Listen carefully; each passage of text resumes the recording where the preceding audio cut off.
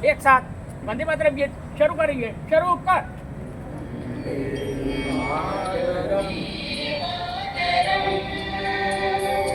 वंदे मातरम सुजला सुफला मलयज शीतला सस्य श्यामला मातरम वंदे मातरम शुद्ध ज्योत्स्ना पुलकितयामिनी पुलकुसुमित द्रुमदल शोभिनी सुहासिनी सुमधुर भाषिणी सुखदां वरदां मातरं वन्दे मातरं वन्दे मातरं।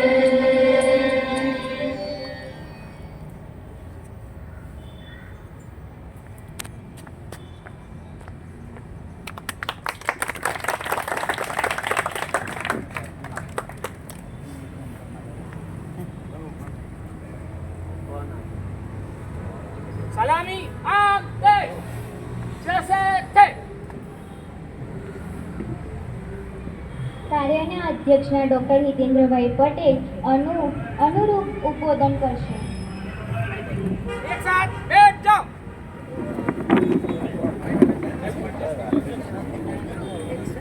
બેસેલા ભાઈ બેસી જવું કીધું છે।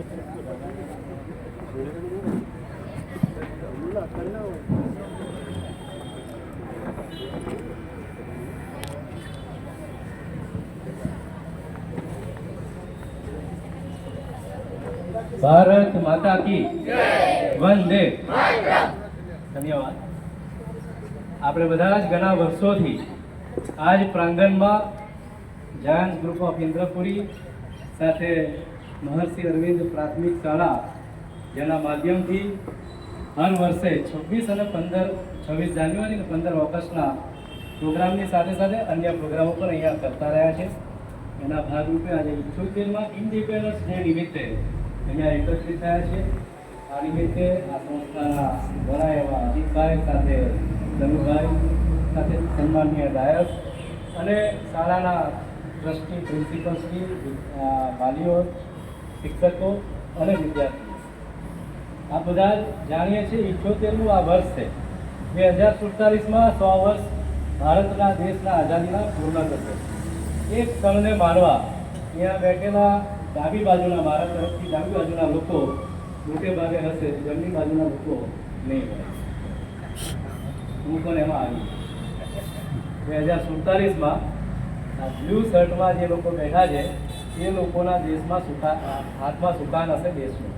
ત્યારે એવા સંજોગોમાં આપણા દેશના વડાપ્રધાન આપણને અપીલ પણ કરી છે 2047 માટેની અત્યારથી તૈયારીઓ અને સર્વોચ્ચ સ્થાને આખા વિશ્વમાં બેસાડવાની જે પહેલ છે એમાં આપણા બધાનું એક રાષ્ટ્રહિતમાં રાષ્ટ્રાય સ્વાહા નિમિત્તે ક્યાંક ને ક્યાંક એક યોગદાન જો હોય તો એ બોર્ડર ઉપર લડવા જવાની વાત કરતાં પોતે જ્યાં છીએ ત્યાં કોઈક ને કોઈક એક સંકલ્પ કરીએ આજના દિવસે, જેથી કરીને પોતાના દેશના માટે આપણે ક્યાંક કંઈક કરી શકીએ।